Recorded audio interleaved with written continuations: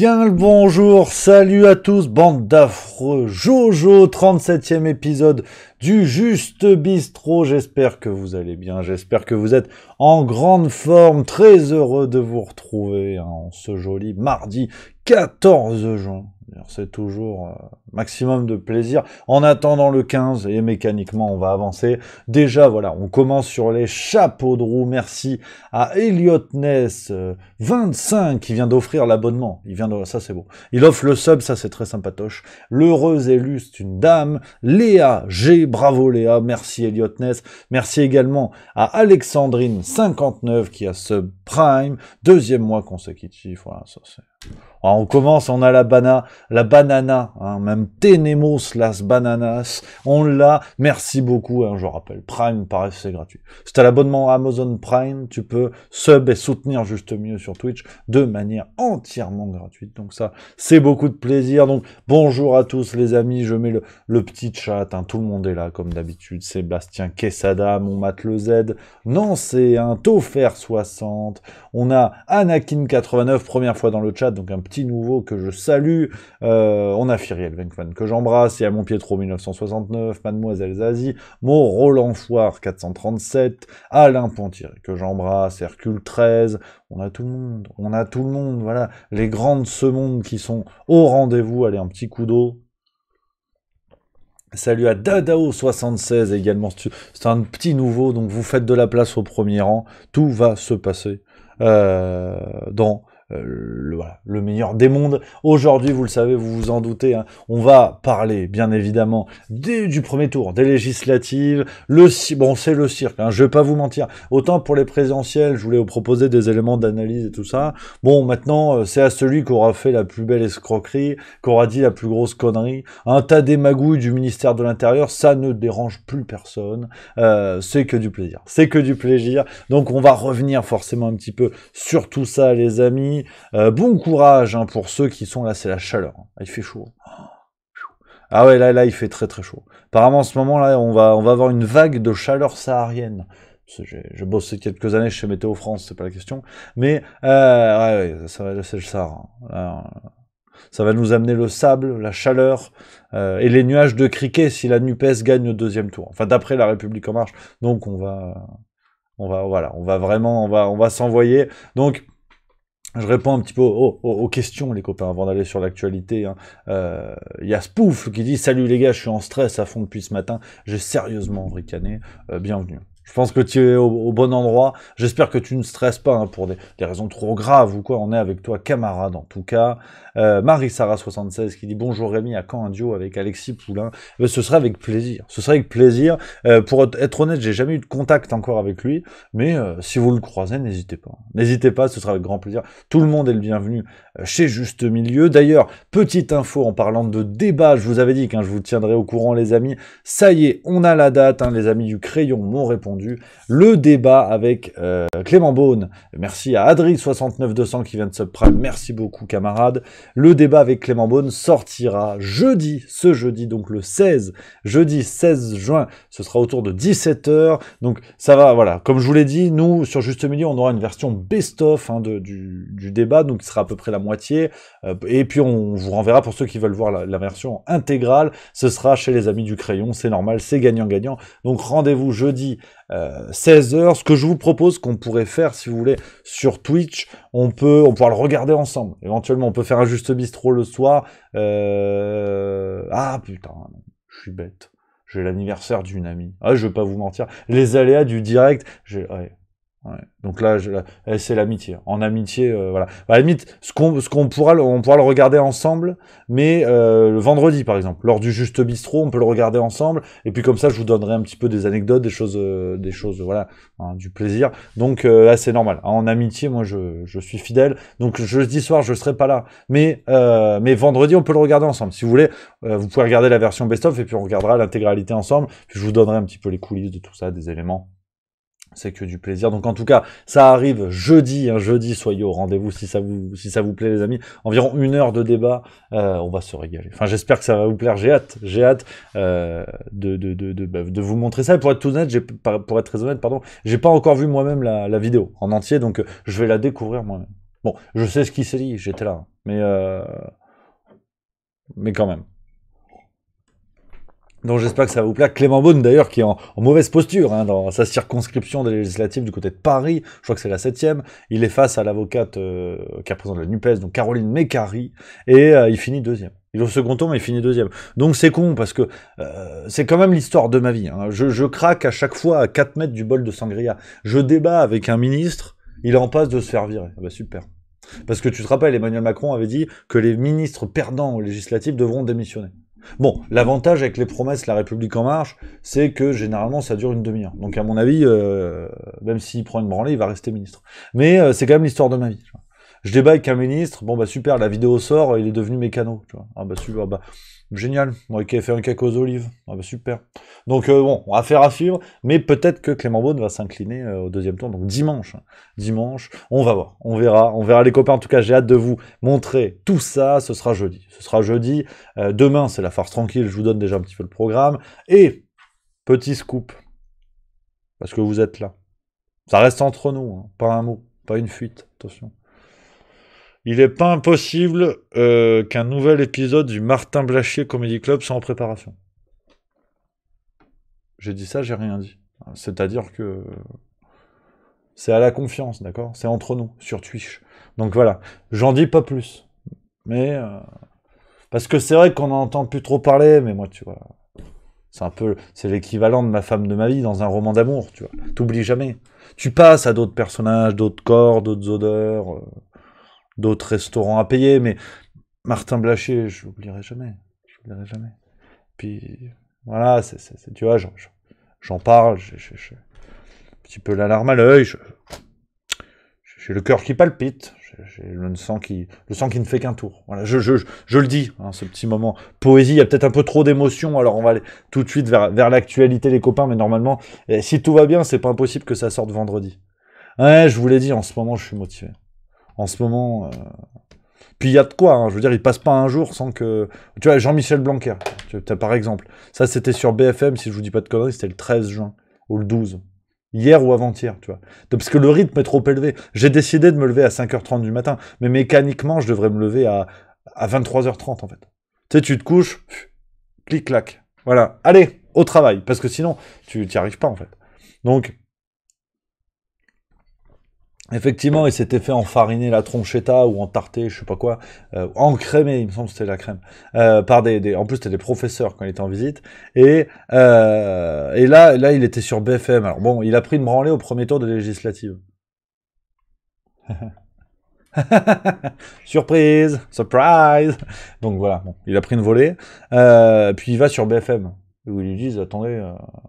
Bon, que vous soyez nul, c'est une chose. Pourquoi vous avez pris une volée et voilà la réaction de Jean-Michel Blanquer. Regarde, je te mets ça tout de suite. Comment ça se fend la gueule. Merci à Green Von Horstman, fidèle parmi les fidèles que j'embrasse, qui a offert un abonnement. Merci beaucoup, camarade. Merci. Et c'est Esprit Critique, en plus, qui l'emporte. Donc bravo. Ça, c'est la famille. Le cœur sur la main. Merci beaucoup. Et on écoute tout de suite Jean-Michel Blanquer.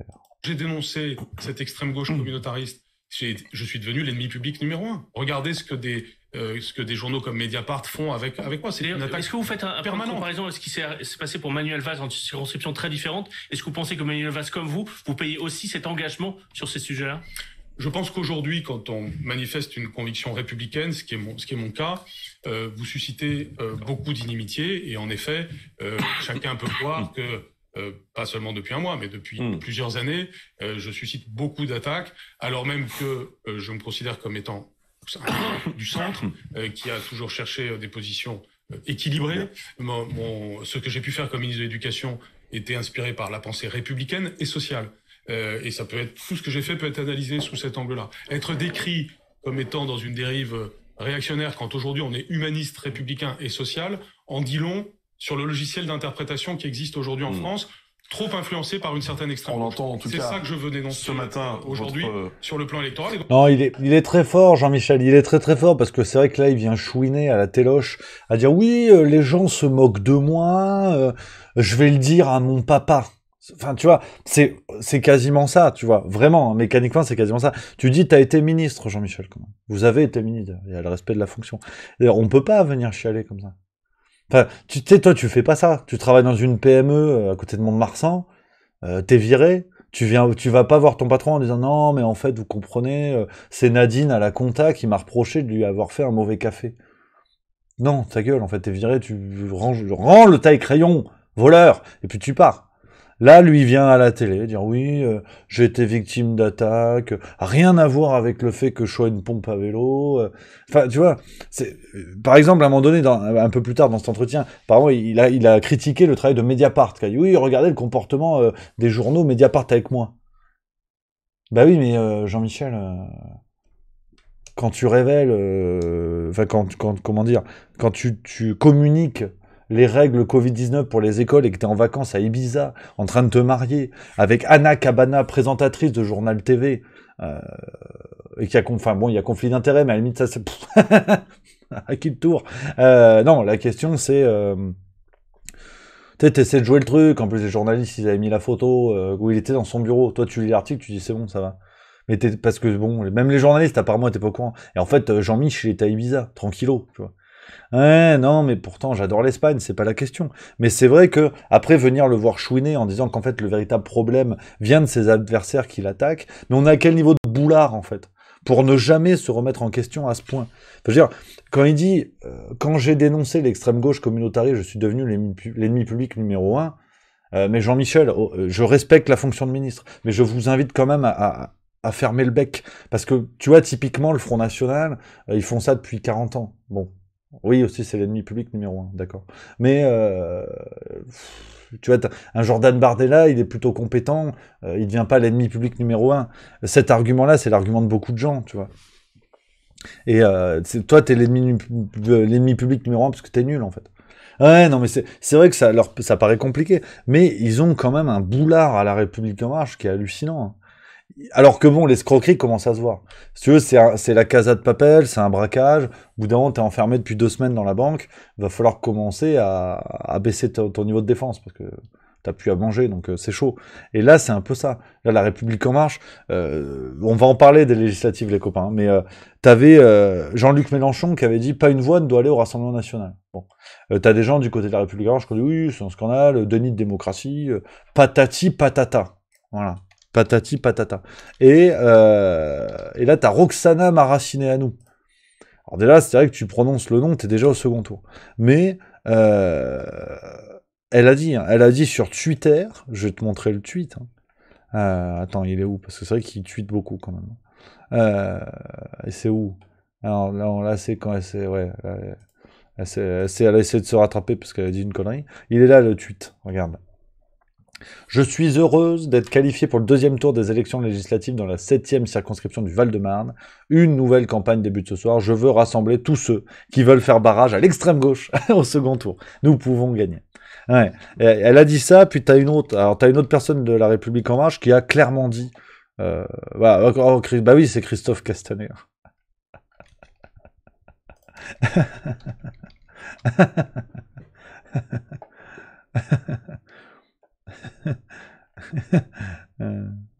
Ouais. Électeurs pour des imbéciles. Lui, il a dit l'inverse. Objectivement, ils savent regarder, ils savent analyser, mais mon message est clair, surtout moi. Vous savez quand même que j'ai été notamment tête de liste aux élections régionales dans ma région, à un moment où, face au Rassemblement National, à l'époque Front National, j'ai retiré ma liste. J'ai pas seulement appelé à voter, j'ai retiré ma liste. Et j'ai pas de leçon à apprendre de la France insoumise qui, y compris ses représentants à ce moment-là, n'étaient pas solidaires avec ma décision et depuis n'ont jamais été capables. Regardez ce qu'a fait Jean-Luc Mélenchon dans l'entre-deux tours présidentiels. Nous sommes face à l'extrême droite. Il s'en préoccupe pas. Il lance sa propre campagne. Il a dit la même chose que vous, pas une voix pour l'extrême droite. Sauf que avant le second tour, nous sommes face à Marine Le Pen et à l'extrême droite. Qu'est-ce qu'il fait? Est-ce qu'il soutient? Est-ce qu'il est en campagne? Non, il lance sa propre campagne législative. Tu vois, bon, c'est de la bagarre, tu vois. Ils ont réutilisé la formulation, pas une voix doit aller à l'extrême gauche et tout. Bon, les copains, j'imagine que vous êtes au clair sur le fait que les préoccupations des citoyens... Ah, on s'en branle. Excusez-moi, c'est vulgaire. Je m'excuse parce que les gros mots, c'est pas bien. Mais c'est le cirque Pinder. Et on a enlevé... Mais il y a les otaries, Et ils applaudissent. Non mais, je suis désolé, je veux pas être pessimiste, je veux pas vous éloigner, enfin, je veux pas vous désintéresser des élections législatives, bien au contraire, c'est pour ça que j'essaie de vous en parler le plus régulièrement possible. Mais là, on ne peut pas nier le fait que c'est on est dans l'arrangement politicien, comme je vous l'expliquais dans une récente vidéo sur Juste Milieu. Le but, c'est de gagner un maximum de pognon pour faire survivre les partis. Mais derrière, là, on est sur du combat médiatique, de formulation. Et alors pour le coup, c'est peut-être le problème le plus important. On va y venir hein, sur ces histoires de calcul des voix et qu'a soulevé Jean-Luc Mélenchon, notamment Emmanuel Bompard. On va y venir. Merci beaucoup à Rouge JM qui vient de subprime. Merci beaucoup, cher ami. 2e mois d'abonnement, de sub. Ça fait plaisir. Merci beaucoup. Mais très, très clairement, voilà, en termes de réaction médiatique, c'est du bidon. Je veux dire, si l'intérêt des citoyens, et je vous disais déjà ça au moment des présidentielles, si l'intérêt des citoyens était la cause première, on va dire, de tout ça, il n'y aurait pas ces bagarres-là, il n'y aurait pas ces alliances à la con. Vous voyez bien, en plus, Christophe Castaner, à mon avis, alors j'ai beaucoup de respect pour les personnalités politiques au sens large, mais lui fait partie de la rare caste d'élus qui, pour moi, ne mérite pas de respect en tant que représentant politique, pas en tant qu'humain. Avec Manuel Valls, Thierry Solaire, Estrosi, il y a vraiment un groupe très fermé, très select de gens que je ne respecte pas, de personnalités que je ne respecte pas, et véritablement, Christophe Castaner ne se rend même pas compte qu'il brise cette espèce de chantage politique tout pourri qui était de dire tout sauf le fascisme, tout sauf l'extrême droite. Là, on voit que ils font pareil sur l'extrême gauche, donc c'est de l'argument rhétorique à la con pour faire peur aux gens. Mais bientôt, ce sera peut-être tout sauf le PS. C'est un argument passe-partout qui est nul et qui a aucune vertu démocratique. Alors, je lis un peu vos messages, les copains. Il y a mon Sébastien Quesada que j'embrasse qui dit alors si on récapitule depuis les présidentielles, d'abord Zemmour est un ennemi de la République, avec Le Pen qui passe pour une sainte, puis au second tour, Le Pen était une sainte, mais maintenant c'est le diable, et maintenant Mélenchon est une menace pour la République, mais on ne nous prend pas pour des imbéciles. C'est extrêmement bien résumé, mon Sébastien, c'est absolument ça. Et merci à Porcelenka qui vient également de subprime, c'est complètement zinzin. La chaîne Twitch Juste Milieu prend une allure zinzin. Il faut se rendre compte, vous êtes bientôt 10 000 abonnés, je crois que c'est ça, followers, faut dire followers, 10 000 followers, merci beaucoup les amis, c'est absolument fou, et c'est que le début. Je vais en faire de plus en plus. Les matinales, il y en a une, je vais essayer d'en faire une cette semaine. Si ça vous plaît, on va se régaler. Donc non, vraiment les amis, on est sur quelque chose d'absolument cocasse. Il y a un Aldebaran 1 qui dit « Rien n'est jamais de leur faute à la République en marche ». Si t'es pas d'accord avec eux, c'est un déni de démocratie, mais bien sûr. Il y a Yaka 1966 qui dit « Ne pas voter, c'est donner l'avantage à Macron ». Effectivement, on est d'accord. Merci à Elliot Ness pour les 100 bits. Merci beaucoup, camarade. Merci à Griotte également pour le bit, du coup, parce que 100 bits, 1 bit. Qui dit Griotte, je ne comprends pas que Abad soit passé si haut la main avec ses histoires de viol. Effectivement, Damien Abad, le scandale qui aura duré une semaine, qui passe aux législatives, il n'y a pas de problème. Le témoignage des femmes, on s'en fout. Maintenant, mais tout ça devient manifeste. C'est pour ça que c'est important, enfin, pour moi, je trouve c'est important qu'on continue le travail encore plus pour mettre en lumière ces faits-là. Après, chacun a ses convictions, chacun a ses idées, mais de mettre en lumière aussi le choix médiatique qui est fait. L'affaire Abad aura focalisé l'attention une semaine, maintenant on s'en fout. Il est passé, on s'en fout en fait. Donc on vous aura expliqué, vous avez vu, c'est grave, la parole des femmes, il y a des femmes qui potentiellement ont été violées, c'est un scandale, le parti politique s'est tu, Elisabeth Borne a menti, c'est un scandale d'État, ça passe. Donc non, c'est catastrophique. C'est absolument catastrophique. J'embrasse Diego la menace qui nous dit bonjour Jean Castor, constructeur de pont, que j'embrasse. Hein. Magnifique Diego, je salue. Il est très libre dans sa tête, celui-ci, derrière sa fenêtre. On l'embrasse.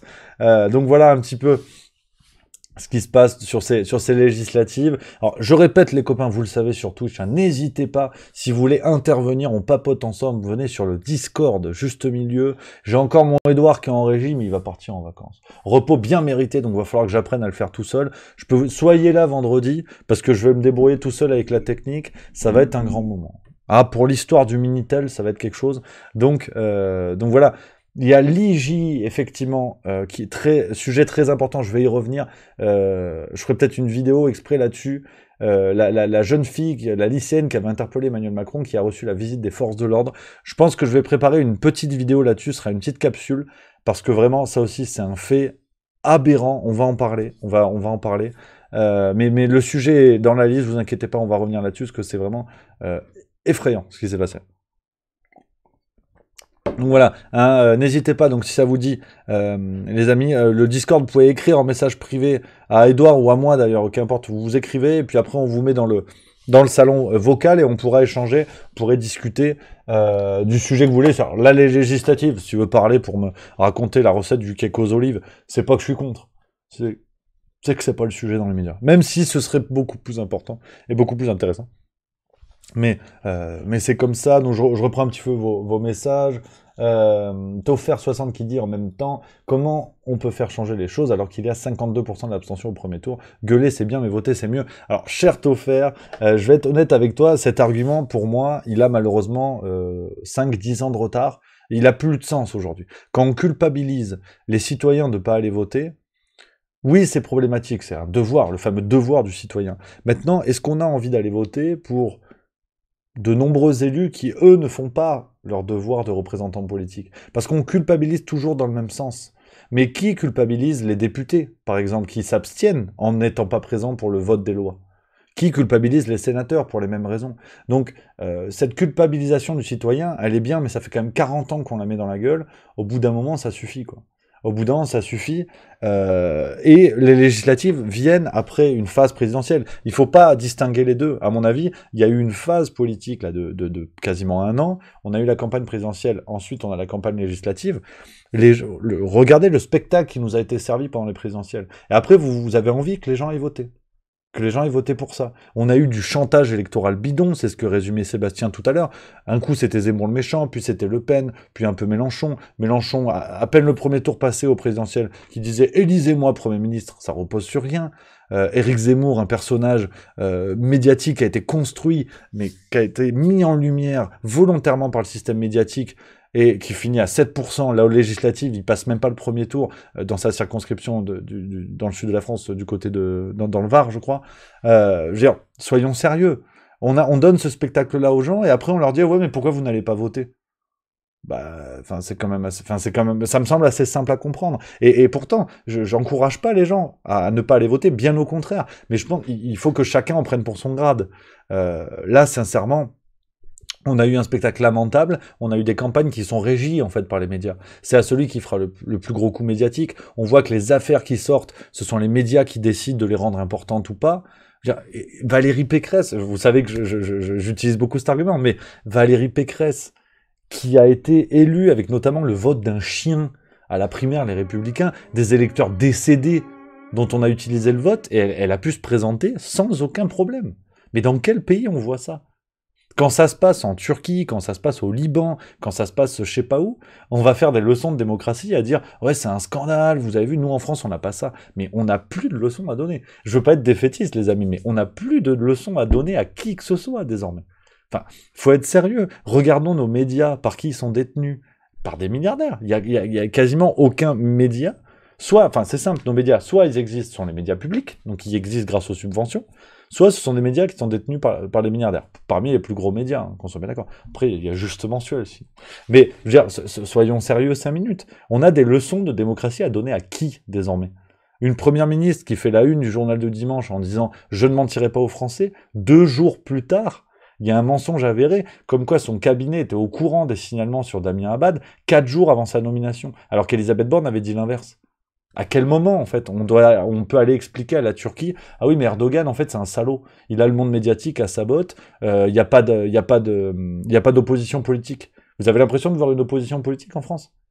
On a Jean-Luc Mélenchon qui incarne aujourd'hui le principal, enfin, d'après le résultat du premier tour, qui incarne le premier parti d'opposition, après avoir appelé à voter de manière d'ailleurs non assumée, pour son opposant. C'est quel genre d'opposition, en fait, ça? Donc, je pointe tout ça, et je lirai vos commentaires après, les amis. Je pointe tout ça du doigt, non pas pour dire tous pourris, on s'en fout, au contraire. Intéressons-nous à ce qui se passe, regardons avec attention le système médiatique, le système politique, comment tout est construit, à quel point tout ça est du théâtre ou pas. Regardons-le attentivement, justement pour mettre en lumière les personnages qui, eux, font bien leur travail, les personnalités politiques qui, elles, représentent bien les Français. C'est surtout ça, en fait. L'idée, c'est de se mettre, au contraire, la tête dedans, plutôt que s'en désintéresser, pour identifier encore plus facilement les ficelles qui deviennent de plus en plus grosses. Donc voilà, je me suis emballé, les copains, excusez-moi. Merci à Subskills qui vient de Subprime, merci beaucoup à toi. Je prends un petit peu vos messages, je vois que ça vous fait réagir, les amis. Alors, j'ai comme quoi Zinego qui dit « Nos aïeux se sont battus contre leurs tyrans pour le droit de vote, leurs descendants votent pour ne pas se battre contre leurs tyrans. » Elle est belle. Agror qui dit « Je vais pas me faire des amis, mais le vote, quel qu'il soit, c'est fini pour ma part. Une belle mascarade tout ça. Et qu'importe qui sera élu, tant qu'on reste sous le joug européen, ce sera toujours la même chose. » C'est aussi une opinion à entendre. Effectivement, on est d'accord, on n'est pas d'accord, mais c'est un point à entendre. Briska Meo qui dit MDR, ils arrivent à dire que c'est à cause du beau temps qu'il y a eu l'abstention. Bah, ça aussi d'ailleurs, c'est une piste toute simple. Hein. Pourquoi les élections se passent en un jour, un dimanche? Il y a énormément de pays où le vote est autorisé dans la semaine, donc ça dure sur plusieurs jours, et les entreprises sont obligées de donner quelques heures à leurs employés pour aller voter. C'est con, hein. Je vous assure que c'est con. Mais forcément, tu fais ça un dimanche, mi-juin, il fait chaud de fou, les gens, ils vont à la plage, qu'est-ce qu'on a à foutre? Faut être sérieux, quoi. Je reprends un peu vos commentaires. Rasputin66, 46% des Français ont jugé la campagne législative inexistante. La faute à qui? 1. La République En Marche qui a refusé de débattre, et 2. Aux médias qui, par intérêt, ont fait le maximum pour passer tout ça sous le tapis. Après l'abstention, on fait le jeu de la République En Marche. Ils savent que ceux qui sont les vieux qui votent, et ces vieux votent pour lui, donc la République En Marche encourage l'abstention. Montofer60 qui dit d'accord avec toi Rémi, c'est vrai que le monde politique est une escroquerie, mais je mets un point d'honneur à aller voter pour ne rien avoir à me reprocher. Absolument, mais tu vois, presque je nuancerais un petit peu plus, cher Tofer60, je dis pas que que tout le monde politique est une escroquerie. Je dis que malheureusement, ceux qui sont le plus en lumière donnent cette image catastrophique d'un monde politique qu'on n'a pas envie de soutenir. Mais dans ces élections, je suis sûr qu'il y a plein d'élus aux législatives, plein d'élus, et quelle que soit l'étiquette, Ensemble, l'UPES, Rassemblement National, qui voulait. Il y a plein d'élus qui, dans leur circonscription, font un super travail et qui ont eu le vote des citoyens pour de vraies raisons. Mais ça, c'est le niveau vraiment des législatives, donc le niveau des départements. Mais une fois qu'on passe au niveau des grandes alliances, Ensemble, NUPES, je sais pas quoi, là, on touche à un niveau politique qui ne vise plus, au sens du terme, qui ne vise plus à l'organisation de la cité, mais qui vise à des intérêts qui sont complètement décorrélés, en fait, du travail que vont faire les députés sur le terrain. Sur les 537, là, ou 500 et quelques députés qu'on a en France, il n'y a pas 537 ordures, qu'on se met d'accord. Il y en a un paquet, mais il y en a plein qu'il faut encourager justement dans leur métier, à mon avis.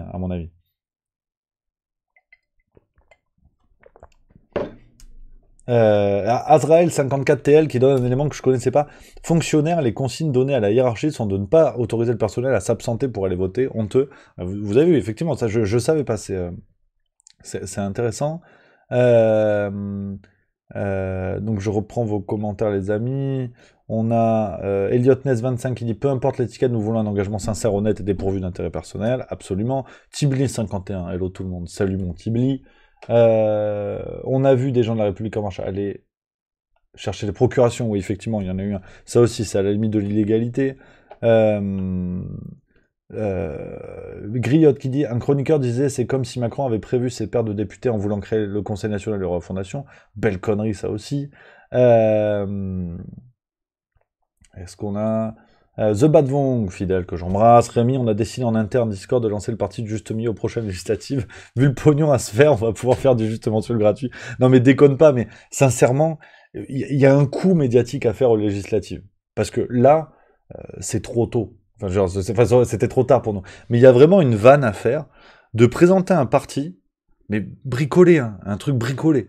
Vraiment, tu vois là, sur un youtubeur ou un influenceur ou n'importe qui, tu vois, un twitcher, n'importe quoi, qui pourrait fonder son parti, avec l'audience que ça représente aujourd'hui, qui fonde son parti, qui présente des candidats, qui fait les critères, donc 50 circonscriptions à plus d'1%, pour commencer à gagner du pognon sur les voix. Tout l'argent derrière, c'est donné à une asso, hein, qu'on soit bien d'accord, mais pour montrer en fait l'escroquerie du truc.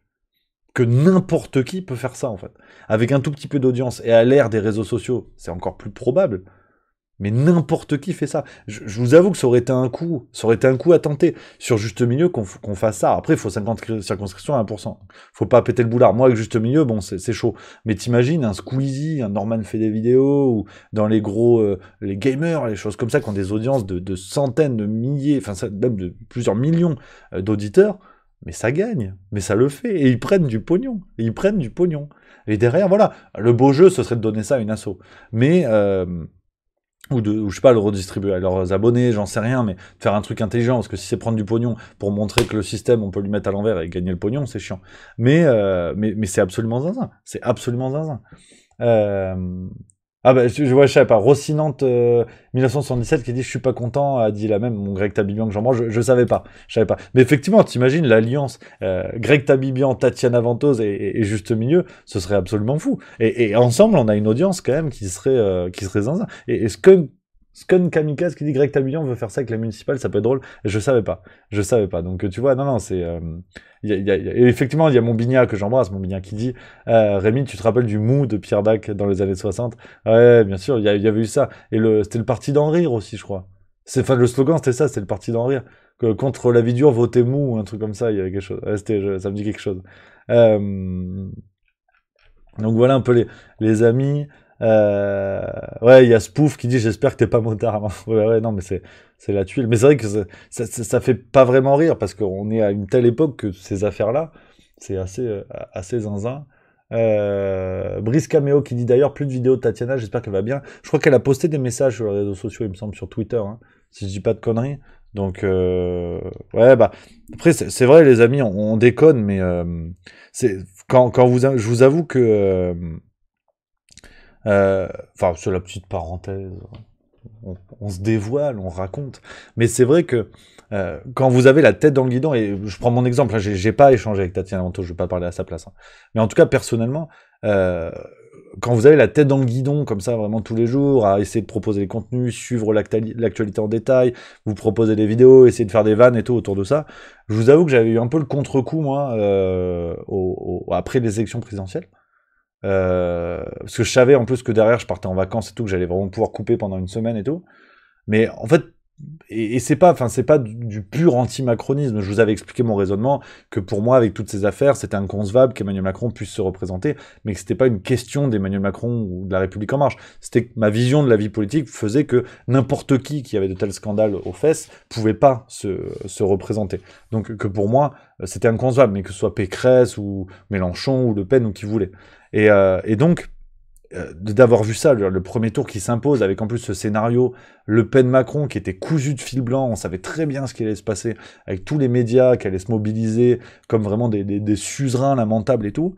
Ah, je vous avoue, là, ça a été un peu chaud. Enfin, j'avais un peu la tête au fond du seau, parce que où tu te dis, faut pas péter le boulard, je sais qu'il n'y a pas une... Enfin, tu vois, j'ai pas la prétention de modifier quoi que ce soit dans la vie politique française, mais ça rend zinzin, quoi. T'as la tête dans le guidon, tous les jours tu vois les scandales, tu dis putain, c'est énorme, c'est pas possible que les gens qui sont au courant de ça, parce que je veux dire, McKinsey et tout, on en a quand même beaucoup parlé, et bien sûr pas que sur Juste Milieu, je parle aussi du traitement dans les médias classiques. Quand tu vois tout ça, tu dis mais les gens continuent à voter pour ça, pour toutes ces casseroles, pour toutes ces affaires, pour tous ces scandales, 2 ans de Covid, ce qui m'a buté aussi, c'était le débat présidentiel. Ils ont pas parlé de la gestion de la pandémie. Mais après 2 ans de pandémie, t'as un débat présidentiel avec une Marine Le Pen qui s'était découverte anti-pass sur la fin. Elle en parle pas. McKinsey, le mot a dû être prononcé 3 fois. Enfin, ça m'avait sidéré. Je vous avoue que ça m'avait sidéré. Du coup, après, j'avais qu'une hâte, c'était partir en vacances et débrancher un peu, parce que c'est vrai que quand vous investissez comme ça, autant c'est extrêmement galvanisant, et je vous remercierai jamais assez d'avoir justement cette présence, ce soutien, de voir les nombres de vues qui augmentent sur Twitch, vous êtes de plus en plus nombreux et tout ça, c'est génialissime comme impression. Les gens avec qui je peux discuter dans la rue et tout sur Juste Milieu, c'est hallucinant, c'est un plaisir fou, mais le revers de la médaille, c'est ça en fait, c'est quand le sujet dans lequel vous travaillez tout le temps, bah, tu as l'impression en fait c'est Don Quichotte, tu te bats contre des moulins. Bon, après il y a eu les vacances, il y a eu Barcelone, du poulpe, de la bière, et j'étais reparti. Attention, je vous abandonnerai pas. Mais c'est vrai que t'as des périodes qui sont pas évidentes, mais ça fait partie du jeu. Et Tatiana Ventose, je sais pas, j'ai vu passer dans le chat, hein, peut-être que quelqu'un dit qu'elle s'est engagée auprès de République Souveraine. Alors j'en sais rien, je relais le chat, honnêtement j'ai aucun élément, donc je sais pas du tout. Mais voilà quoi. Voilà un peu les amis. Voilà, c'est le petit moment confession. Hein. Oh, on est pas mal. Donc voilà un peu les amis ce que je pouvais vous dire là-dessus. Et donc Jean-Luc Mélenchon, on va y venir. Alors je vais vous montrer la petite vidéo. Attends, je l'ai trouvée ce matin parce que vous imaginez bien que je prépare la farce tranquille de demain. Il y a de quoi faire. Et j'en peux plus qui dit une seule fois McKinsey dans le débat. Et c'est vrai, j'avais un doute, je voulais pas abuser, mais ouais, c'est peut-être même une seule fois. Enfin, entre 1 et 3, mais très clairement, ça n'a pas été un sujet... Alors bon, c'est un scandale d'État, mais ça va, arrête un peu. Non, mais ouais, Dimitri, tu m'énerves, parce que toujours à chercher comme ça, les bisbilles, hein, et autres problèmes. Non, ça marche pas comme ça, je veux dire. Oh, regarde, attends, qu'est-ce que je voulais vous montrer? Voilà. La séquence de Jean-Luc Mélenchon. Hop. C'est quand, s'il y a des fachos qui ne sont pas trop fâchés, mieux vaut qu'ils votent pour nous que de rester à la maison ou de voter pour elle, ça ne sert à rien. Par conséquent... Donc Jean-Luc Mélenchon qui, clairement, alors je parle de ça, après on parlera effectivement des écarts de voix là, qui pourraient bouleverser le classement. Jean-Luc Mélenchon, déjà dans sa quête, je veux dire, dans son ratissage des voix, là encore, hein, pour vous dire à quel point c'est un cirque, où tout ce qu'on vous dit, en fait, la majorité des propos politiques sont des éléments de langage pour défendre des camps, mais je veux dire, ça repose sur rien, ils sont prêts à s'allier les uns les autres après s'être opposés la veille.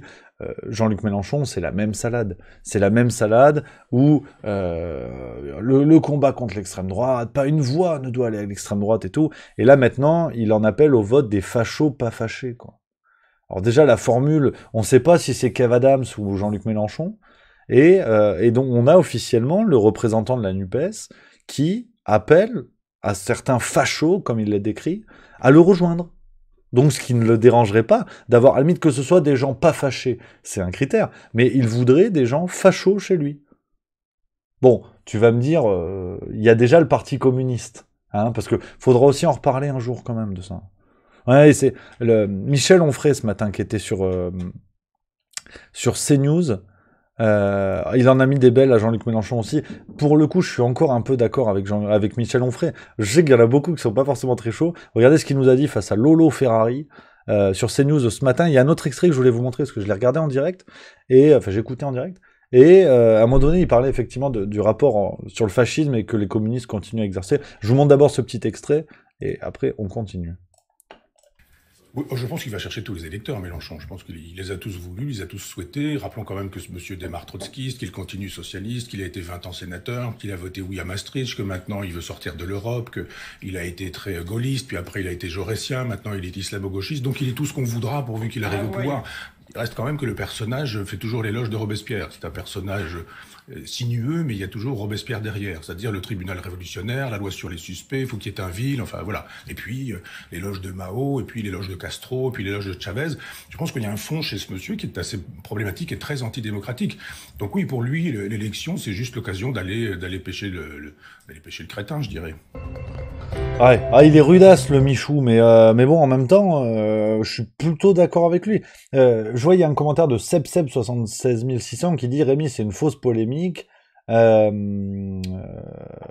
Attends, qui m'a dit... Attends, c'est où? Parce qu'il y a voilà, mon Sebseb toujours qui dit « Non, Rémi, il s'est trompé dans son intervention. » Alors, cher Sebseb, je veux bien, mais au bout d'un moment... Enfin, Jean-Luc Mélenchon, vous êtes très clément quand même. Enfin, chez mon Seb, tu me dis Rémi, tu t'égares. Et là encore, enfin, soit vous faites preuve d'une clémence aveugle, soit vous regardez pas les choses en face. Mais mon cher Seb, enfin, quand je dis vous d'ailleurs, j'en sais rien, t'es peut-être pas supporter de Jean-Luc Mélenchon, qu'importe, mais les supporters de Jean-Luc Mélenchon, j'ai l'impression, donc soit font preuve d'une forte clémence, soit sont complètement aveugles. Et qu'au bout d'un moment, on est dans un comportement qui est quasiment sectaire. Je veux dire, on peut défendre le programme de Jean-Luc Mélenchon, on peut encourager la NUPES, on peut faire... Il n'y a pas de problème, bien sûr. Mais il faut quand même reconnaître quand il y a des tuilasses. Je veux dire, là, les fachos pas fâchés, enfin, au bout d'un moment... ouais, voilà, il dit fâché, pas facho, normalement. Oui, mais attends, enfin, jusqu'à quand on trouve des excuses? Parce que, en général, quand des personnalités politiques, mon Seb, je dis vous, mais voilà, quand des personnalités politiques font des sorties de route, j'entends rarement les gens de la NUPES, on va dire la France Insoumise, j'entends rarement les gens de la France Insoumise dire non, mais il s'est trompé, oh, ça va. Quand, comment qu'elle s'appelle? Celle-ci, là, l'avocate qu'avec Alexis Corbière, là. Mince, son nom m'échappe. de la France Insoumise qui est qui est en couple avec Alexis Corbière. Garrido. Quand Rachel Garrido dit dans l'émission, dans les coulisses de l'émission, avant le premier tour, elle dit à Stanislas Rigaud, tu suces la bite de ton chef en mimant le jet d'une fellation. Là aussi, elle s'est trompée ou elle est juste d'une vulgarité crasse, en fait. Je crois qu'il faut aussi être sérieux. C'est qu'au bout d'un moment, bien sûr, il y a un soutien politique. Bien sûr que la NUPES incarne un virage dans la vie politique française. Et on peut tout à fait le soutenir, naturellement. Enfin, mon propos n'est pas du tout là. Mais au bout d'un moment, je pense qu'on peut aussi voir les choses en face. Et on peut soutenir la NUPES et reconnaître que parfois, vous faites des conneries. Et là, en l'occurrence, le mot de Jean-Luc Mélenchon, on veut bien des fachos pas fâchés. Et en plus, je lui reconnais bien volontiers ses immenses qualités de tribun. C'est pas du genre à dire n'importe quoi à la téloche ou à se tromper ou à fourcher de manière aussi claire. Et auquel cas, je vais faire mon psychanalyste à 2 balles, mais ça s'appelle peut-être un lapsus, en fait. Donc, faut être sérieux. Mais ce qui est intéressant, les amis, il y a RTX Works, mon Seb. Ce qui est intéressant, c'est que quand je dis ça d'autres parties, ça déclenche pas ce genre de réaction. Et là, je trouve que enfin, RTX Works, non, excuse-moi, j'ai lu tes messages un peu vite, hein, tu dis, et ceux qui votent Le Pen ne sont pas fachos, sont des nationalistes, patriotes, il me rend fou.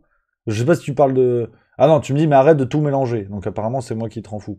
Je vois pas ce que je mélange. Enfin, explique-moi vraiment. C'est bien sûr ouvert au débat et on peut en discuter sur Discord d'ailleurs. Hein. Pour ceux qui veulent, n'hésitez pas. Hein, écrivez un message privé à Edouard ou moi et on vous passe dans le salon vocal et on peut en débattre ensemble. Au contraire, ça peut être très intéressant. Mais je crois qu'il faut... Enfin, je sais pas, je vous avoue que j'ai toujours des réactions qui sont assez musclés quand je critique Jean-Luc Mélenchon et je me l'explique pas vraiment. Merci beaucoup à Elliot Ness 25 pour les 100 bits. Enfin, vous voyez, je critique pas Jean-Luc Mélenchon, hein, qu'on soit bien d'accord. Là, je prends une phrase qui démontre une intention politique qui est quand même éloignée du barrage anti-fasciste, anti-machin. C'est que on peut avoir des fachos tant qu'ils sont pas fâchés. Je vous avoue que je comprends pas. Je critique cette phrase. J'ai pas dit que Jean-Luc Mélenchon était un nulos, qu'on soit bien d'accord. Alors il y a Chess, pour nuancer, mais ça va pas plaire à tout le monde. Hein. Mais si je mets tête 18 ou Chess met tête 18 qui dit « Salut Rémi, Mélenchon a 58 ans de vie politique derrière lui, 58 à vivre sur notre dos et surtout à participer en 83 avec le gouvernement Mitterrand à désindexer les salaires de l'inflation. Peut-être se rapprocher de Franck Lepage qui connaît très bien le sujet. Je note, je connaissais pas.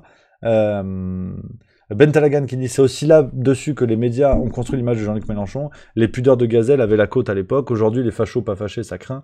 On ne sait plus faire du fond, on ne fait plus que de la forme, effectivement. Comme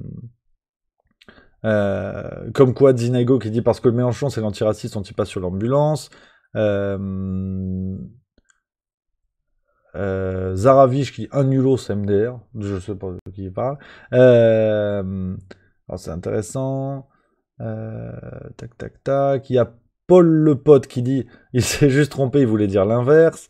On a quoi d'autre 4 LF4 Bet 4 qui dit Méluche a dû se mêler les pinceaux, il voulait dire les fâchés pas fachos sont les bienvenus à la NUPES. Mais en fait d'ailleurs, enfin je fais un peu d'analyse à la con les amis, mais de toute façon, le problème revient au même. En fait, même admettons sa langue à fourcher. Effectivement, personne n'est parfait. Admettons. Il appelle quand même des gens du Front National à voter pour lui. Enfin, des gens du Rassemblement National à voter pour lui. Or, il les avait déjà attaqués de fascistes par le passé. Donc, de toute façon, à partir du moment où ils votent Rassemblement National, pour la France Insoumise, ils sont fascistes. Donc, qu'il soit fâché ou pas fâché, qu'il l'ait dit ou qu'il l'ait pas dit, que sa langue est fourchée ou pas, ça revient au même, en fait. Donc là encore, on va arrêter de se cacher derrière notre petit doigt. À partir du moment où ces gens-là ont voté Rassemblement National au premier tour, pour le logiciel de la France Insoumise, ce sont des fascistes. Donc, à la limite, arrêtez. Enfin, je pense qu'il faut arrêter aussi avec cette histoire de sa langue à fourcher. Je veux dire, c'est ridicule. Il se prend les pieds dans le tapis, de toute façon. De toute façon, il se prend les pieds dans le tapis. Donc, je pense qu'il faut être sérieux, vraiment, les amis. Et vous connaissez la maison. Je vous dis ça en précisant que on parle de ce propos-là. J'attaque pas la NUPES, j'attaque pas Jean-Luc Mélenchon. S'il y a des critiques à faire, on les fait. Mais je veux dire, c'est pas un jugement sur tout Jean-Luc Mélenchon depuis sa naissance. Je veux dire, on peut être sérieux, on peut être lucide. On peut défendre un parti et critiquer certains points. Genre, l'un n'empêche pas l'autre. Il y a Maudit Spleen qui dit mauvaise foi le Rémi. Je veux bien, mais à quel point, je veux dire, sur quel point précisément, discutons-en. Hein. RTX Just Works qui dit donc les Français qui ont voté pour Le Pen, la facho, n'ont pas le droit de voter pour la NUPES pour dégager le programme de Macron. Bah, moi je pensais que dans un sens, donc quand c'était la France Insoumise qui avait fini 3e, pas une voix ne devait aller au Front National. Par contre, les voix du Rassemblement National. Par contre, les voix du Rassemblement National, elles peuvent faire le trajet inverse. Non, c'est juste pour comprendre en fait comment ça s'articule intellectuellement que Jean-Luc Mélenchon dise qu'il veut pas donner ses voix au Rassemblement National, mais qu'il veut celles du Rassemblement National. Ça s'appelle de l'opportunisme ou de l'escroquerie intellectuelle? C'est juste pour savoir. Et comme d'hab, c'est le même discours que je vous tiens, c'est que c'est pas une question de parti. J'aurais dit la même chose si ça avait été ensemble, et l'UDI, le Modem et je sais pas qui. Là, c'est une escroquerie intellectuelle. Faut arrêter quand même. Faut arrêter les amis. Alors il y a Zobio, mais je prends vos commentaires, ça m'intéresse beaucoup. Si vraiment quelqu'un veut intervenir dans le Discord à l'oral, n'hésitez pas à m'envoyer un message. On peut vraiment en papoter parce que là, j'aimerais bien comprendre en tout cas sur quel point je peux me planter. Je veux vraiment bien le comprendre. Donc je prends vos commentaires. Alors il y a Abala Flika qui dit depuis quand la langue de Mélenchon fourche? S'il y en a bien qui maîtrise ce qu'il dit, c'est lui. Gaëtan 44, la gauche n'a pas le monopole de la morale, comme dirait l'autre. Confidentiel, il n'a qu'à arrêter de traiter tout le monde de facho, ça lui évitera les bourdes. Flore DJ, c'est plus facile de demander aux fachos de voter pour lui contre Macron que de demander de faire barrage à Macron en présentiel. Je suis d'accord. RTX Just Work qui dit mais les voix des Français n'appartiennent à aucun parti. Oui, c'est bien pour ça que Jean-Luc Mélenchon a appelé ses électeurs à ne pas voter pour le Rassemblement National, mais je suis absolument d'accord avec toi.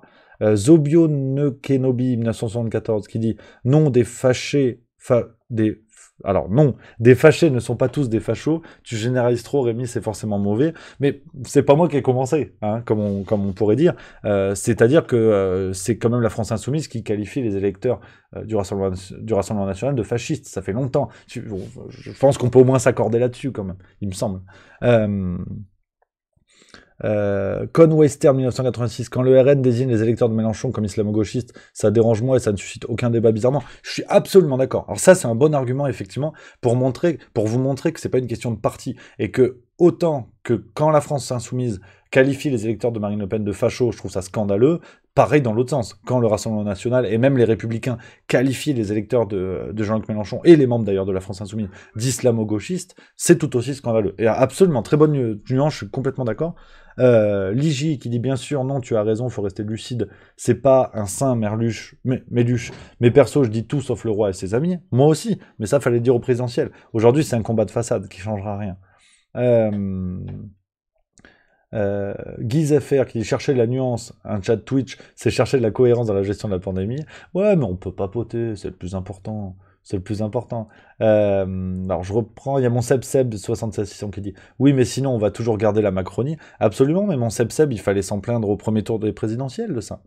Parce que imagine si Jean-Luc Mélenchon, dans un courage politique qui aurait été hautement respectable, dit je déteste Marine Le Pen, je déteste le Rassemblement National, mais par intérêt pour les citoyens, il faut sortir la Macronie, donc j'appelle à voter à contre-cœur et avec dégoût, avec la haine et tout ce que tu veux, j'appelle à voter pour le Rassemblement National. Là, t'imagines la grandeur politique, et là, il aurait pu être Premier ministre, sans aucun doute. Et là, il aurait pu contribuer à gérer le pays. Il aurait, à mon avis, il aurait même mis à l'ombre Marine Le Pen, parce qu'il aurait eu l'habit de celui qui donne la victoire.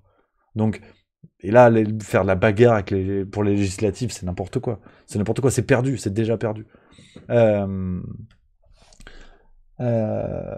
Ardiska qui dit c'est intéressant, je pense que tu ne mesures pas ce qu'inspire l'extrême droite à la gauche, c'est une question d'idéologie ici, voter Le Pen contre Macron c'était loin d'être évident pour les électeurs habituels de la gauche, mais parce que on est encore dans des batailles politiques qui reposent sur rien. Je veux dire, le problème aujourd'hui, on voit où il est, regardez, enfin à peine élu, regardez l'affaire du Stade de France, les amis, mais des vidéos de surveillance qui ont été supprimées.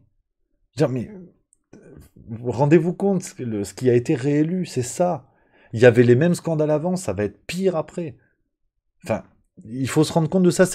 Honnêtement, au risque d'être un peu rapide, mais gauche-droite, mais on s'en fout aujourd'hui. On n'en a plus rien à cirer des combats, des idéologies politiques. Ça, malheureusement, c'est la politique à l'ancienne. C'est les années 60, 70, 80, où les personnalités politiques représentaient un courant de pensée, représentaient des idées, étaient prêtes à se battre pour leurs idées. Aujourd'hui, il n'y a plus d'idées. Tu vois Christophe Castaner, où est-ce qu'il a des idées? Enfin, c'est de l'opportunisme, c'est de l'arrivisme. Manuel Valls, il s'en fout des idées. Ce qu'il veut, c'est un poste. Voilà. Il y a Altaran officiel qui dit « Moi, je veux bien en parler avec toi, Rémi. » Alors, n'hésite pas à envoyer un message privé sur Discord, à Edouard au moins, et on peut tout de suite en papoter, effectivement, de cette affaire. Alors, il y a Icardé qui dit « Personnellement, j'ai voté Méluche, mais il faut pas abuser quand tu parles avec des insoumis. Si tu n'es pas d'accord à la virgule près, il ou elle te démonte. Je me suis embrouillé je sais pas combien de fois avec eux parce que je disais que même si je ne l'apprécie pas, la présence de Zemmour était utile pour clarifier le paysage politique. Alors là, j'ai mis un mec extrêmement de droite. Ah oui, ok. Compliqué de parler avec eux. Alors je continue. Il y a beaucoup de messages. Une fois de plus, c'est un sujet qui fait parler les amis. Alors on a quoi? Issuju 92 que j'embrasse, qui dit non, faut être lucide. Bibi 7844, première fois sur le chat, bienvenue, qui dit attends, hop. J'arrive tout de suite. Ayant voté pour Mélenchon, j'avoue que j'ai peur que les personnes de gauche finissent par idolâtrer Mélenchon comme certains Français ont idolâtré Macron. Hardiska qui dit c'est compliqué parce que je ne manque pas de copains très à droite, mais la question de la dédiabolisation est complexe. Sweet Blue 08 qui dit vraiment triste de constater qu'ici aussi les abrutis dégénérés sont légion. Je me barre, ciao. Merci pour cette brillante argumentation. Effectivement, hein, on comprend très bien ce que tu dis et pourquoi les autres ont tort, comme tu as donné quand même beaucoup d'éléments. Issu du 92, faut arrêter de croire que la NUPES est solide avec des mecs du PS qui se sont écrasés à l'Assemblée. Maudit spleen, il y a des dents dans ma soupe.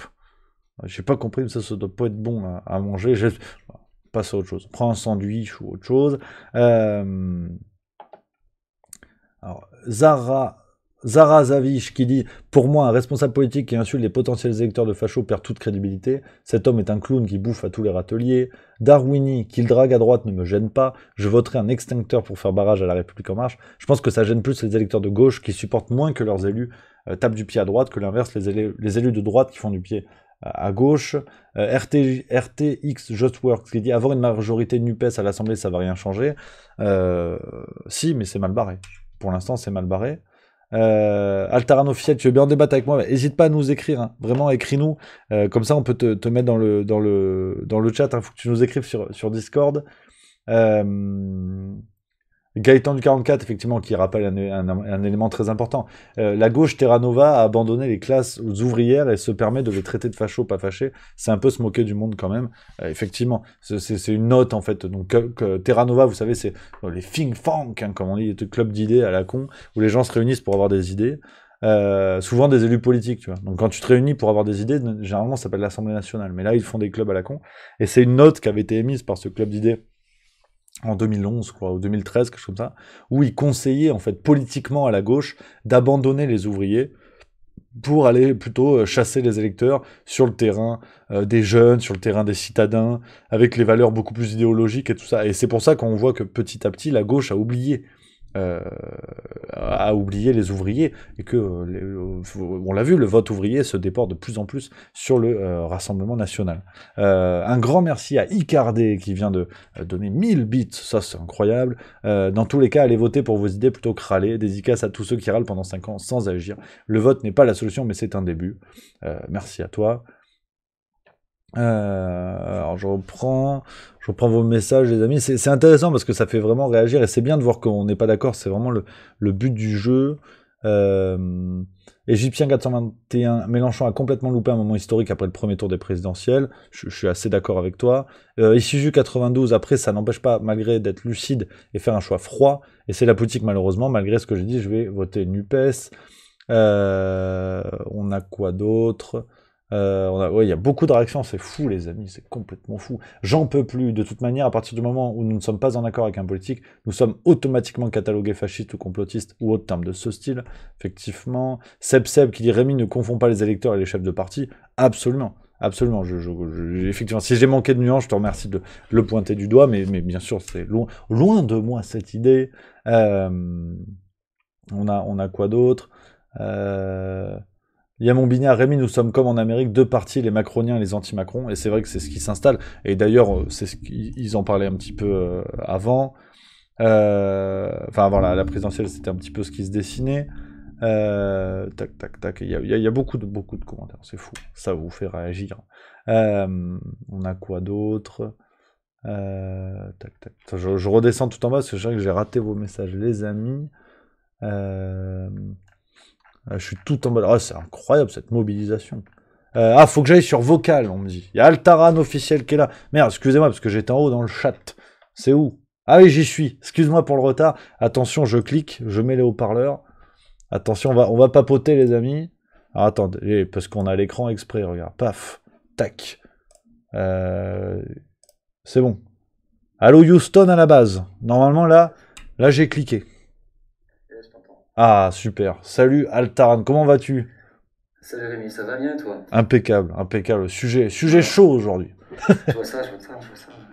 Ouais, écoute, moi j'avais mis dans mon message un peu comme Seb. Écoute, sincèrement, je trouve qu'il y a des vraies polémiques que la langue fourche à gauche comme à droite. Enfin, on peut appeler ça comme ça, quoi. Là, pour celle-là, franchement, je dirais franchement plus que son truc à fourcher. Bon, je veux pas lui chercher d'excuses particulièrement, parce que c'est pas un mec que je porte plus que ça dans mon cœur, surtout dans ses diatribes habituelles. Mais c'est pas celle-là que j'aurais mis en avant, et je trouve que c'est l'occasion, en tout cas, pour tout le monde de faire de quelque chose de pas très grave, quelque chose de grave. J'ai l'impression, après, je sais pas plus que ça à le défendre en soi, mais bon, il a dit des choses qui étaient beaucoup plus, je dirais, litigieuses et beaucoup plus sensées pour lui dans sa tête quand il le disait, je pense. Oui, ouais, j'imagine. Je suis absolument d'accord, c'est ce qu'on disait un petit peu tout à l'heure, en fait, avec les fausses polémiques qui sont montées en épingle. Pendant qu'on parle de ça, on parle pas du reste, quoi. C'est au moins l'avantage. Exactement, et je trouve que, là où tu as raison, en revanche, c'est que déjà, moi je pense que dès qu'il a dit ça, il aurait dû dire oh là, je viens de dire une grosse connerie, excusez-moi. Ouais. C'est l'inverse ce que je voulais dire. Ouais. Rien que ça, c'est plus noble. Et pour revenir à ce que tu disais tout à l'heure, c'est pareil sur dire voilà, je conspue Marine Le Pen et ce qu'elle représente. En revanche, je ne considère pas que tous ces électeurs soient comme elle, en tout cas, et que heureusement que tous les électeurs du Front National ne représentent pas que des futurs nazis. Enfin, tu vois, je sais pas, ce serait triste. C'est pas ça, hein, je veux dire. Ce serait trop simple. C'est clair. Puis c'est ce fameux logiciel, de toute façon, qui a jamais été réellement sérieux, parce que on en parlait un petit peu tout à l'heure, et c'est mon Bigna aussi qui était ok avec ça. Mais quand on fait des partis d'extrême droite au sens large, parce que c'est le cas en France, mais c'est le cas ailleurs, on en fait les dignes successeurs du nazisme. Ça ne dérange personne qu'en France on a un parti communiste. Je veux dire, c'est pas sérieux pour moi qu'il y ait des partis d'extrême droite et des partis communistes, d'accord. Mais si on fait des reproches parce qu'il y a une filiation historique à l'extrême droite, pourquoi on a des partis communistes et ça dérange personne? C'est ce que disait Onfray ce matin sur CNews quand c'était Alexis Corbière racontait, ou d'ailleurs Garrido, je sais plus, comme ils sont en couple tous les deux, l'un ou l'autre avait raconté dans les médias qu'ils avaient un portrait de Lénine dans leur salon. Et puis ça dérange personne, quoi. Oui, ce serait on dirait pas la même chose si par exemple quelqu'un d'extrême droite vous avez un portrait de Hitler ou de Goebbels. Absolument. Ou Onfray, lui, prend l'exemple de Jordan Bardella, qui aurait un portrait de Pétain dans son salon, quoi. Bon, alors c'est sûr que c'est pas pour la déco, mais est-ce qu'il y a à un moment donné le fait, la visibilité politique et ce combat de l'image sans arrêt ne biaise pas la démarche de chacun, parce que, bon, évidemment, comme tu disais justement tout à l'heure, c'est tous ceux qui sont le plus en vue qu'on a l'impression que c'est quand même les pires, je veux dire, en termes de gestion, de comportement, ils sont pas très vertueux finalement, tous ceux qu'on voit le plus. Ouais. C'est les hommes de l'ombre qui travaillent vraiment et finalement dont on parle peu, mais est-ce que c'est le fait qu'ils soient autant... comment dire, passer aussi peu de temps à faire de la politique et plus de l'image et de la com qui mène à ça, quoi. Ouais, effectivement. C'est pas là pour Mélenchon, hein. C'est pas là pour Mélenchon aussi, hein, je veux dire. Ouais, non, mais c'est une réflexion en fait qui évolue. Je t'avoue que fut un temps, je pensais vraiment que il y avait, comment dire, que ouais, il y avait cette guerre d'image et que, mais bon, c'était accéléré par les réseaux sociaux, par les chaînes d'infos, et que finalement les politiques étaient pas les principaux responsables de ça. Aujourd'hui, on le voit, je veux dire, ce sont plus des communicants qu'autre chose. Le rôle politique d'un Castaner, alors, il y en a, c'est entre deux, mais même d'un Bardella, d'un Gabriel Attal, d'un Adrien Quatennens, pour prendre des gens de tous les partis. un Stanislas Rigaud, par exemple, chez Reconquête, sont des gens qu'on voit énormément dans les médias. Mais politiquement, qu'est-ce qu'ils font réellement? En dehors des photos pour Twitter, en dehors, voilà, politiquement, qu'est-ce qu'ils font réellement? Moi, je me demande même si c'est pas juste, enfin, comment c'est triste de dire ça, mais c'est un peu des bêtes de foire. Enfin, c'est des têtes de gondole. Et malheureusement, plus tu passes à la télé, et c'est pas moi qui le dis, hein, c'est Jean Covici, il dit, plus tu passes à la télé, moins tu bosses sur tes projets. Hein. Ouais, bien sûr. Donc à un moment donné, il faut savoir ce que tu fais comme travail. Et je pense que voilà, les mecs comme Mélenchon, tout ça, qui représentent la tête de leur parti, qui sont dans un rythme de travail actuel entre deux tours et même avant, constamment ils sont sollicités. Je pense qu'à un moment que sa langue fourche, parce que objectivement, je pense, il faudrait qu'il puisse défendre ce qu'il a dit, sinon quoi, l'argumenter. Donc après, par contre, là où tu as raison, c'est que ça change pas le problème. Oui, tu inverses le truc, ça change pas complètement le problème. Absolument. Il se serait grandi juste en disant « Oh, je viens de dire une grosse connerie et c'est pas la première fois. » Voilà, juste. Voilà, il aurait été plus noble, c'est tout. Non, mais bien sûr, mais c'est là où en plus, et ça nourrit ce que tu disais au tout début, c'est que ça vient créer une polémique qui est complètement artificielle. Enfin, si on réfléchit 2 minutes sur la phrase, même en acceptant que sa langue est fourchée, en fait, ça change pas le goût de la soupe. Et puis finalement, on s'en fout, quoi. Après tout, enfin, je veux dire, que Jean-Luc Mélenchon, qui est de l'opportunisme chez Jean-Luc Mélenchon et chez beaucoup d'autres personnalités politiques, mais là, en l'occurrence, je veux dire, Jean-Luc Mélenchon, c'est quand même une personnalité politique dont la promesse en 2017 au présidentiel était le dégagisme, pour faire dégager ces politiciens de métier qui étaient là depuis des dizaines d'années. Mais quelqu'un qui réfléchissait un petit peu se rendait compte que c'était le cas de Jean-Luc Mélenchon, qui était là depuis les années 80. Donc, je veux dire, oui, bien sûr. C'est pas sérieux. Ce sont des opportunistes depuis le début. Ce sont des animaux politiques qui font plus de politique. Absolument. Et c'est triste de voir ça. Et c'est ce qui se renouvelle. Enfin, juste une aparté avant de finir, puis de laisser la parole à d'autres. Mais moi, ça me fait penser un peu cette époque-là. Je suis un petit peu plus vieux, pas beaucoup. Dans les années 90, je bossais chez Pizza Hut ou dans les trucs comme ça un peu. Et j'ai vu débarquer un peu ce management moderne américain complètement déshumanisé. Et aujourd'hui, quand je vois les macronistes, et en particulier les macronistes, mais c'est valable après, t'en trouves dans les autres partis aussi un peu, des gens comme ça qui sont voués juste à manager les choses, qui pensent pas humainement les problèmes en fait, et qui du coup sont déconnectés à l'arrivée de tout, et qui finissent par dire des conneries quand ils sont interrogés. Ah on s'en rappelle, c'était la séquence, mais c'est exactement ce que tu dis, de Agnès Pannier-Runacher. C'était avant les présidentielles. Elle faisait cette espèce de conférence devant des chefs d'entreprise, je sais pas quoi, et elle commence à t'expliquer qu'il y a de la magie en usine, quoi. Mais c'est une dame, un bleu de travail, la dernière fois qu'elle en a vu un, c'était chez des iguales, quoi. Et c'est pas ce que c'est, en fait. Donc... Et pour ceux qui n'ont pas vu cette vidéo, je vous la suggère, elle date un peu plus vieille, je crois qu'elle doit dater de 2014-15, c'est le patron d'Air France qui fait une conférence, elle est visible sur YouTube, où en gros il s'étonne que le travail illégal des enfants soit pas autorisé à partir de 4-5 ans, par exemple. Non, des gens comme ça sérieux qui pensent que le monde... Ouais, non, sérieusement. Non, mais je la connais pas celle-là. Qui est visible, tu trouves, je sais plus comment c'est son nom, c'est lui qui s'est fait arracher sa Smith là. Ouais. Et il fait une conférence devant un parterre d'entrepreneurs et d'hommes politiques. Et à l'occasion, j'essaierai de la retrouver, je la mettrai sur le Discord. Ah bah super, super. Ouais, carrément. Mais elle est très intéressante parce que bon, après, c'est pas forcément complètement agent. Il est dans son point de vue. Ces gens-là, en fait, ils défendent leur point de vue à travers le prisme de leur vision du monde. C'est triste. Oui, effectivement. Mais ça se comprend. Ça se comprend. C'est que tu peux le mettre en perspective. À un moment donné, tu vois, c'est. Bon, bref. En tout cas, c'était cool d'échanger avec toi. Je vais laisser un peu de place à d'autres et puis je vais continuer à écouter tranquillement. Merci beaucoup, Moral Taran. Merci beaucoup. Merci d'être intervenu. C'était top. Ça marche. Ciao. Bon courage. Hop, ouais. Elle est pas belle la salade, vous avez vu la magie de la technologie quand même. On en fait des choses. Alors là, par contre, je sais plus comment quitter le salon sur Discord. Au secours. On a une deuxième... Mais c'est complètement fou. C'est complètement fou. On a une deuxième personne qui souhaite intervenir sur ce sujet. Avec plaisir, je suis dispo, je suis dans le salon live. Dites-moi de qui il s'agit. Mais c'est incroyable ce qui se passe. On progresse à vue d'œil. Je pense que personne ne se rend compte. Hein, c'est complètement fou. Les amis, merci à vous d'être aussi nombreux. On le dit donc. Je suis sur le salon, mon Edouard, si jamais tu veux. Et est-ce qu'au niveau du son, ça va les copains? Est-ce que vous entendez bien ou pas? Je pense qu'on est pas mal, hein. Il n'y a pas eu trop de plaintes, donc on doit être pas mal. Je suis prêt, si jamais, hein, dans le salon, si vous voulez, envoyer. C'est fou. Hein. Non, mais c'est vrai que c'est... J'ai eu un appel de Thomas Pesquet, il m'a dit tu fais quoi dimanche? Est-ce que tu veux pas bosser à la NASA? Je dis non, Thomas, je t'aime bien, mais non, j'ai autre chose à foutre, Thomas. Donc parce qu'il m'a dit oui, j'ai regardé tes live Twitch. C'est impressionnant. Astonishing, parce qu'il parle anglais.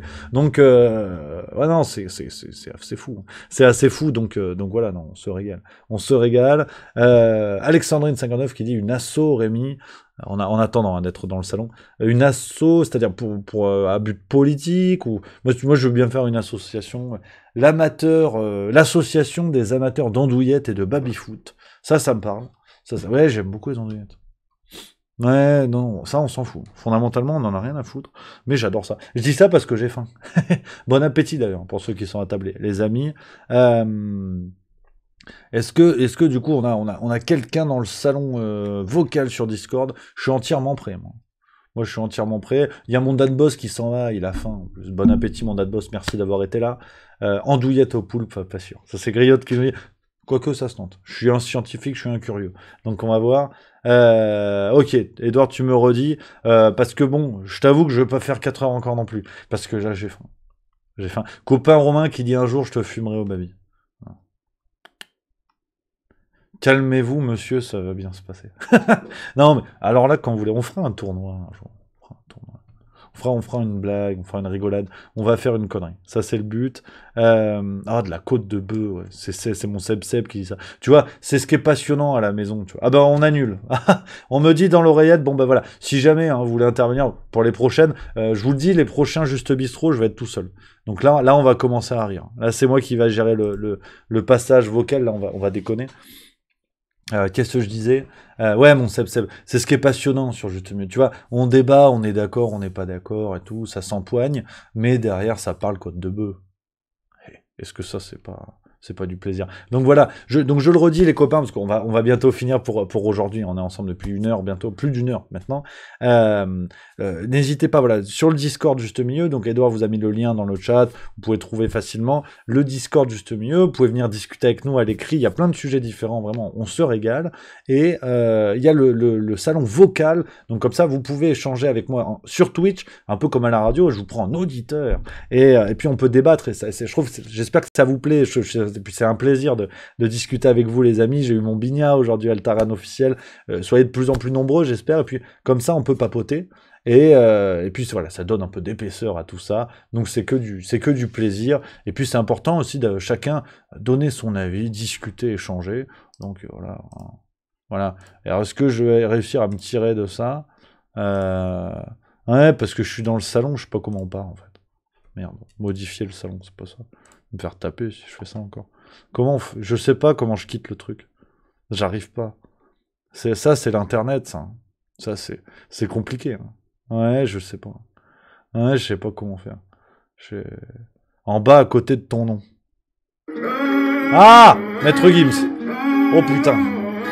Merci à EliotNess25 qui vient de donner 100 bits. Merci beaucoup. Mais Maître Gims m'a fait peur. Oh putain, je t'avoue que j'ai eu un peu peur. En bas, de côté d'une... Ah ouais, d'accord. Ça y est, j'ai compris. On est pas mal, hein, ça y est.